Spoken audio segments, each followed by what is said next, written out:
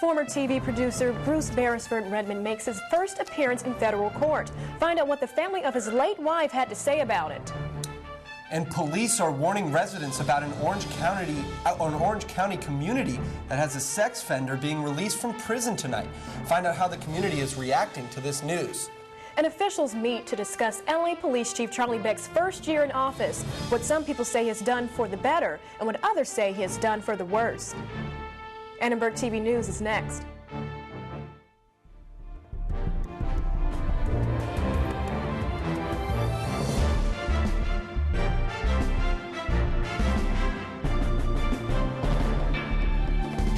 You're watching USC's first source for news, Annenberg TV News. The former Survivor producer sits in jail tonight after appearing in front of a judge for the first time. Good evening, I'm Heather Hope. And I'm Robbie Heeger. If Beresford Redmond is extradited, he will stand trial for the murder of his wife, who was found dead in a septic tank in Cancun, Mexico. The court has not reached a decision on Beresford Redmond's extradition to Mexico, but the judge did set a bail hearing for November 29th. ATVN's Kristen Steach is live in downtown Los Angeles with more on how the family of Beresford Redmond plans to keep fighting for justice. Kristen, how's it going out there? Thanks, Robbie. I'm at the federal courthouse here in downtown LA. Beresford Redmond is currently in custody here in Los Angeles. If he is extradited, he will stand trial for the murder of his wife, Monica, who was found dead in Mexico back in April. Monica's sister says she believes this is only the beginning. For me, there is no happy ending on this, you know. It's just a hope to get what we need to go so justice is served. Beresford Redmond's father did not comment on the proceedings, but his attorney says he is innocent and believes they will be able to post bail. It's tough, but we think we have the circumstances here, special circumstances, to justify bail. I talked to a legal analyst earlier today who told me no one should expect a decision on Beresford Redmond's extradition anytime soon. Now that he has been taken into custody, the formal extradition process, again, will be a lengthy process, particularly given that his defense attorneys have made it clear that they are going to fight extradition. Beresford Redmond's attorney says this process could take up to a year. If he is convicted of murder in Mexico, he faces life in prison. In downtown LA, I'm Kristen Steach. Back to you in the studio. Thanks, Kristen. A convicted sex offender who raped 2 girls back in 1985 may be released from state prison tonight. ATVN's Maren Austin talked to Orange County residents about his possible move to their neighborhood. Residents in this Orange County neighborhood are concerned that Lawrence Joseph Brown will be heading here when he's released from prison. The last time the convicted child rapist was given a chance at parole, he headed to Tustin. We believe he poses a great danger to the community, and we believe he's the boogeyman. He's the parents' worst nightmare. And a nightmare that she says is one department's fault.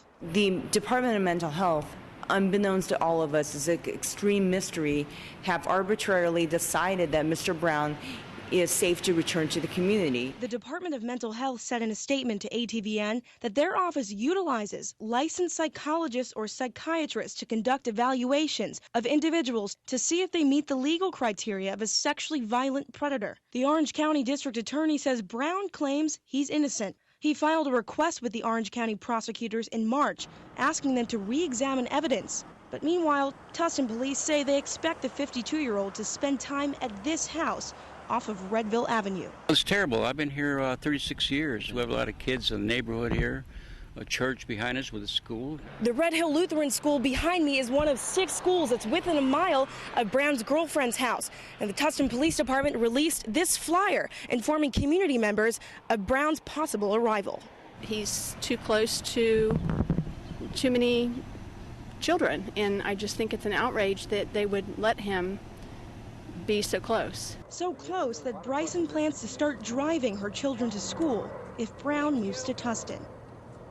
Maren Austin, ATVN. Brown has 5 days to notify the National Sex Offender Registry on where he will be living. To access the registry, just go to atvn.org and click on Link Up.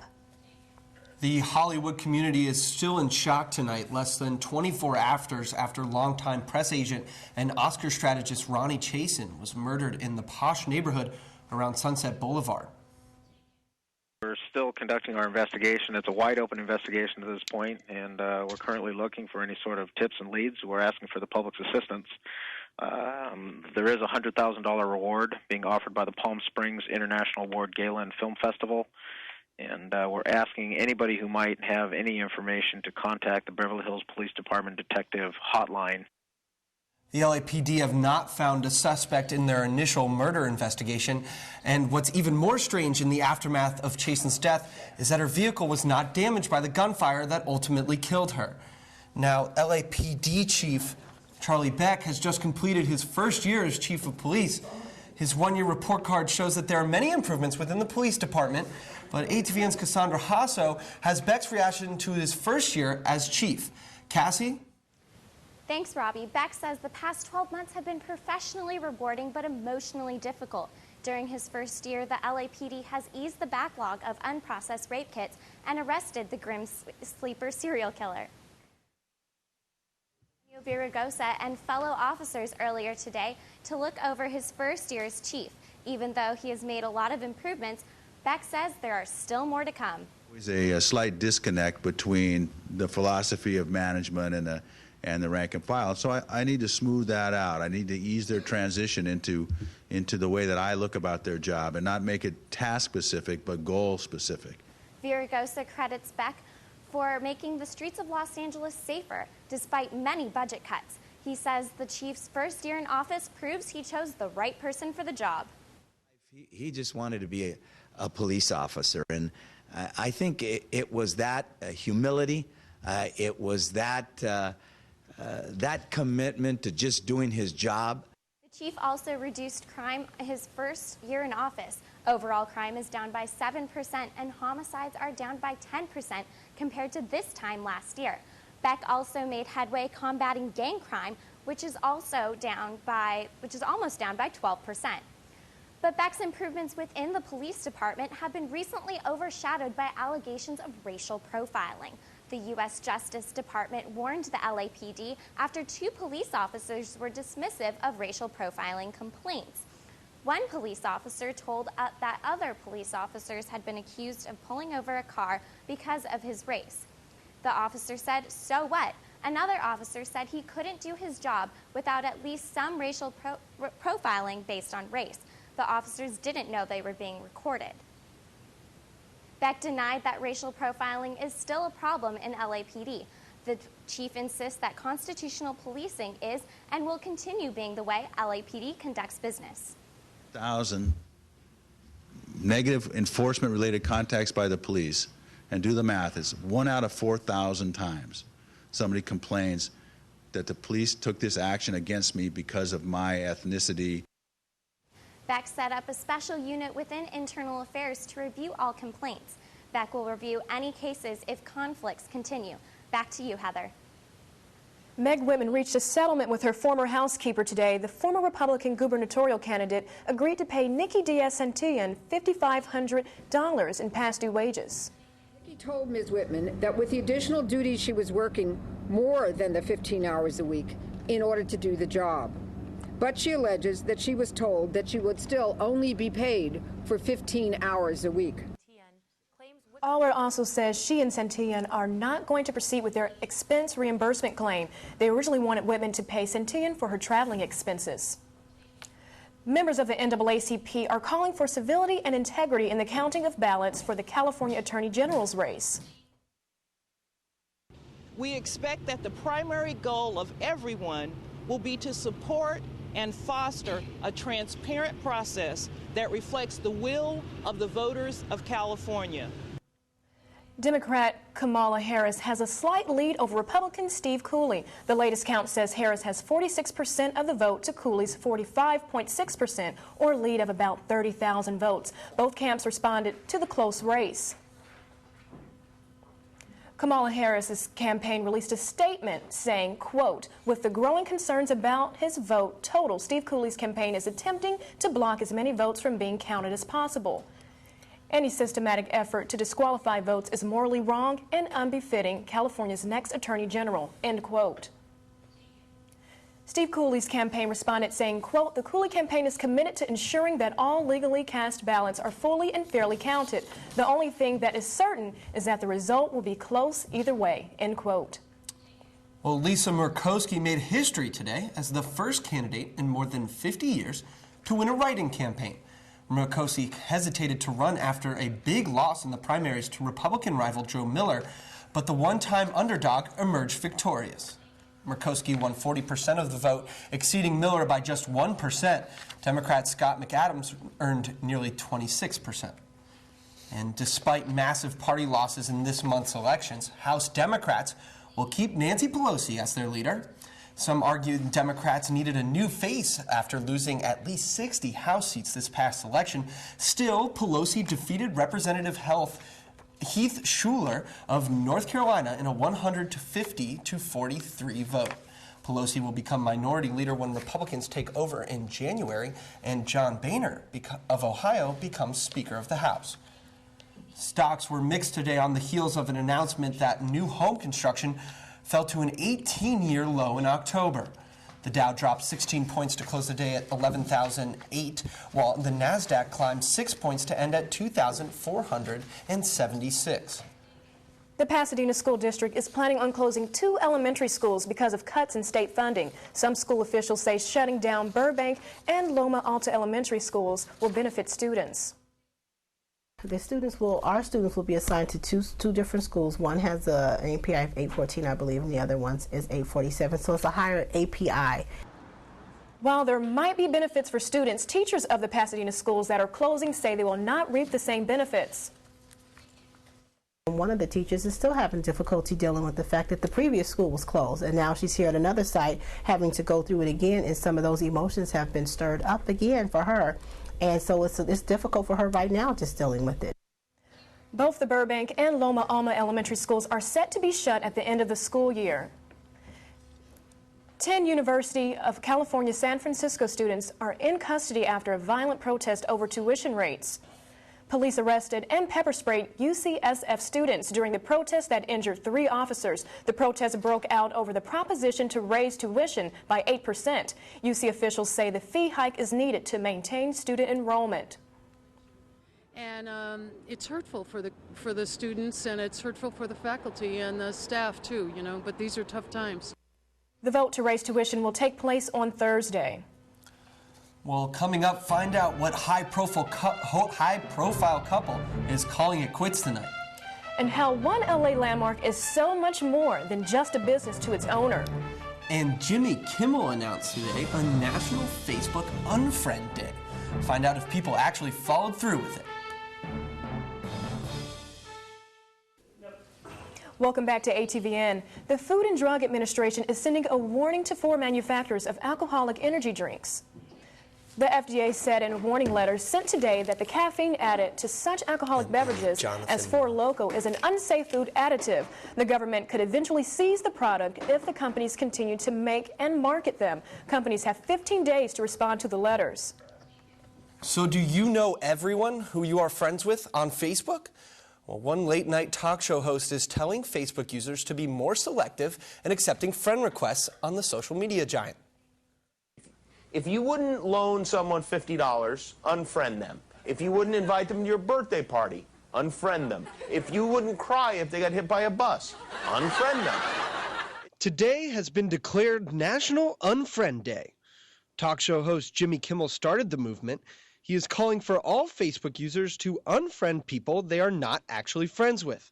One social media expert finds the unofficial holiday ridiculous. I think it's a silly thing that a talk show host is doing. That's my bottom line on it. North says Kimmel's revolution will fall short as Facebook is about more than just friendships. That Facebook has become not just a social network, but a bit of a utility. It's like an address book in some ways. So should you start clearing out your Facebook? Some students say the answer is no, as they use Facebook to stay in touch with people who they otherwise wouldn't talk with. I'm not best friends with everybody I meet, but I know a lot of people, and it's really good to be able to connect with them over Facebook, especially if, I don't have their numbers because we're not very close. Joshua Ma says he has no need to clear out his address book. I may befriend like maybe 1 or 2 people. Almost everybody that I have on my friends list is somebody that I actually know. And how many friends does Joshua have? Around 900. Well, while no official number of friends lost today has been released, more than 150 Facebook users signed up for unofficial groups commemorating the makeshift holiday. Move LA joined forces with the Los Angeles Business Council today at the annual Mayoral Sustainable Housing and Transportation Summit. That jobs are the essence of life. They're food, they're a way out, they're a hope and a promise. The goal of the summit was to discuss this month's passage of Proposition 22, as well as how the defeat of Prop 23 will benefit an increase in green jobs and affordable housing. There's universal agreement that we're moving forward in a positive way to be more sustainable, and that the days of, planning our housing away from transit corridors and away from job centers is over. In addition to talks about the effects of Proposition 22, the two sides, along with Mayor Villaraigosa, discuss how the city could close the affordability gaps for working families. Well, it's just been solid fall weather. Popular TV personality, though, Bill Nye in The Science Guy, is in good health tonight after collapsing on stage in front of an audience on Bovard on the USC campus. That's right. LA Fire Department, paramedics, and USC's Department of Public Safety responded to the scene last night. According to a supervisor of the program board, Bill Nye collapsed from dehydration but is feeling okay today. Well, now back to the weather. Now that we know Bill Nye is safe, let's get back to this weather. It's just been solid fall weather all this week. It's chilly. It's definitely time to bring your jacket out. So let's hear what the full report is from our weather anchor, Megan Tallis. Well, thank you, Robbie and Heather. With Turkey Day right around the corner, we can all be thankful for this beautiful weather we've had this week. But this weekend, expect cooler temperatures and lots of rain. First, let's check out what the current temperatures are like outside right now. We have a high of 67 degrees and a low of 55. The sun has already set, but it will rise tomorrow morning at 6:28 a.m. Here are the temperatures across Southern California tomorrow. As you can see, USC will be a beautiful 73. Along the coast in Long Beach at 72. Rancho Cucamonga 78, and Palm Springs a beautiful 80 degrees. All right, here is a look at your 5-day forecast. As you can see, tomorrow and Friday, beautiful 73 degrees, Friday at 66. But here are those wet temperatures again, Saturday, Sunday, and even into Monday. You can expect wet weather. So don't forget to pull out those umbrellas because it's going to be a wet one. Be careful on those roads as well. Alrighty, this is my favorite time of the week. Here is your From the Ground Up segment. This week I caught up, or I want you to meet the owner of the El Cholo Mexican restaurant. You may be familiar with the award-winning tacos and margaritas, but here is the El Cholo story. This restaurant started in a time in Los Angeles when people didn't dine out much, so it was really kind of a special type of an institution. Ron Salisbury is the owner of the El Cholo Mexican restaurant. The first one opened in 1923 across the street from the LA Coliseum. It's Salisbury's passion to keep his grandparents' business alive. When I walk in, I can remember so many different things that have disappeared. Rooms that used to be where the people hung their clothes, where we had a music system where we played just the old 33 1/3 records as background music. The history of El Cholo runs deep in Salisbury's soul, and he says it's a reason for living. Yeah, it's the adrenaline flow the restaurant business gives me when I come in. I'm looking around all the time, finding things to correct. Salisbury, his wife, and their 5 boys have nurtured the growth of the 5 El Cholo restaurants. He is now 77 years old and hopes to celebrate El Cholo's 100th anniversary in 2023. So many people have come through here, have so many memories here, and as you know, we always try to make it other than just a restaurant to make money. It's something that is something to enrich people's lives. Alrighty, so there you have it, the El Cholo story. Do you love El Cholo or what? I'm a big El Cholo fan. I love El Cholo. It's all about the burritos. I don't know there are 5 El Cholos. Right. There's so much of a rich history. Good job with that, Megan. Of course, 100 years and 13 years, so it's going to be exciting. Well, I'll have to be there. Of course. Thanks so much, Megan. Desperate Housewives star Eva Longoria and NBA star Tony Parker are getting divorced. Longoria filed divorce papers in LA today, citing irreconcilable differences. She asked the court that her name be restored to Eva Jacqueline Longoria and that Parker pay her spousal support. The documents say the couple signed a prenuptial agreement, but do not provide the details. The couple was married first in 2007. Well, the athletes don't seem to have the best luck with marriages so far right now. No, I was hoping for Eva and Tony to stay together. Gotta love Eva and Tony, but no longer. Well, let's check in for more on sports with our sports anchor, Whitney Blaine. Whitney? Thanks, guys. Fantasy fans will want to stay tuned. A few notable quarterbacks may not be healthy come Sunday. And we talked to Coach O'Neill before his team hits the floor to play Ryder tonight. Finally, San Diego may not have made the playoffs, but one Padre sure has reason to smile. Don't go away. Sports is next.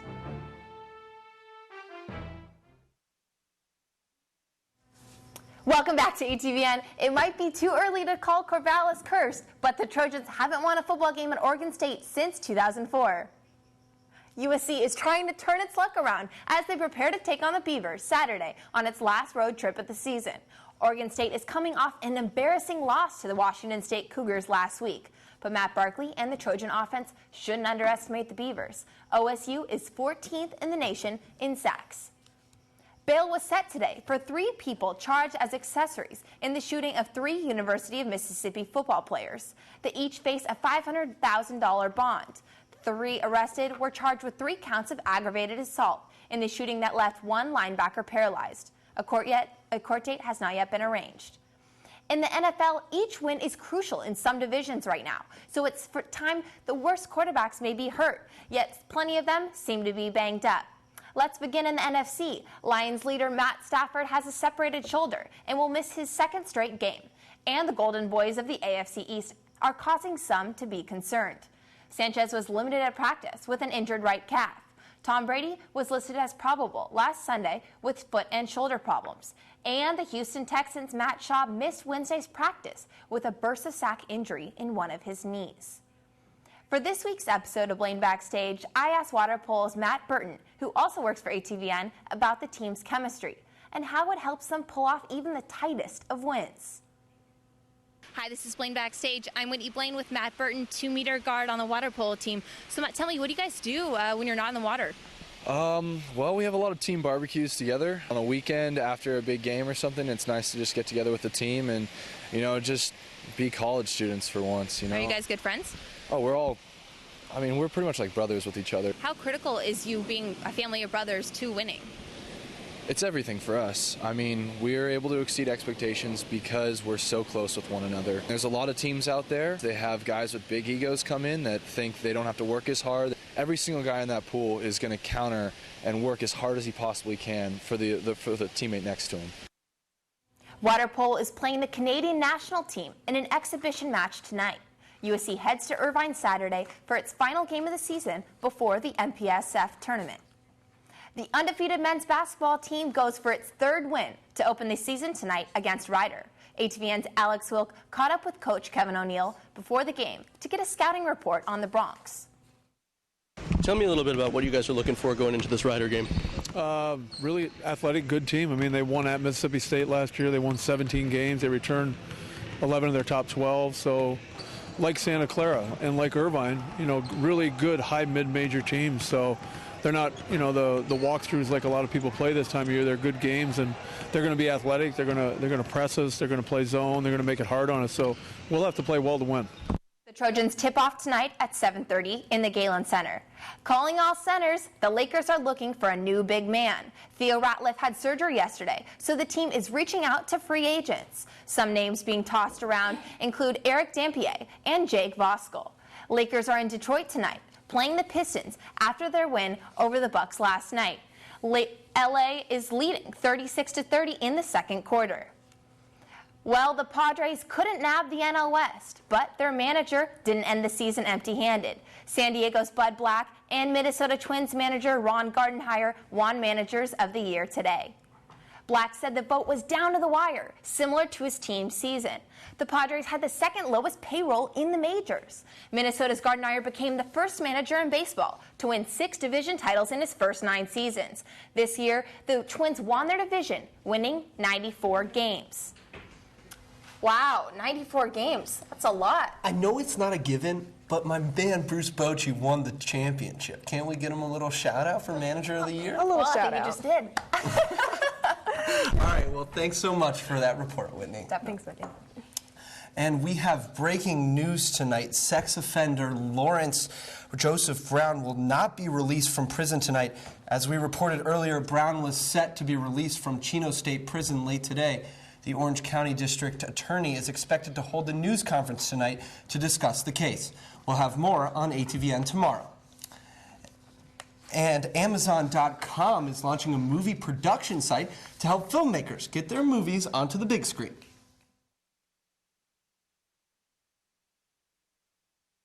It's basically it's a big new player in terms of how independent and low independent scripts and also writers that have very little access to agents or development executives can kind of be seen to the world.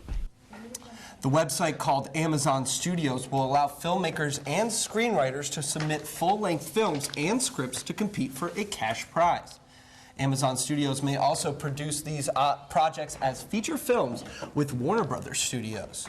Well, that sure sounds interesting. I might have to type a little something up just for the contest. I know we probably should get a little film project together so we can all get that cash prize. Any ideas? I just want cash, so at this point, I'll do anything you guys A need news to movie. do. I'm on that train, yeah. I'll do the same. Well, it sure sounds like a cool idea and maybe a cool way to get somebody's name out there. It would. Good job for Amazon. Yeah, well, that's all we have for you guys today. Thanks for watching Annenberg TV News. For everyone here at ATVN, I'm Robbie Heeger. And I'm Heather Holm. Watch us at atvn.org. Good night.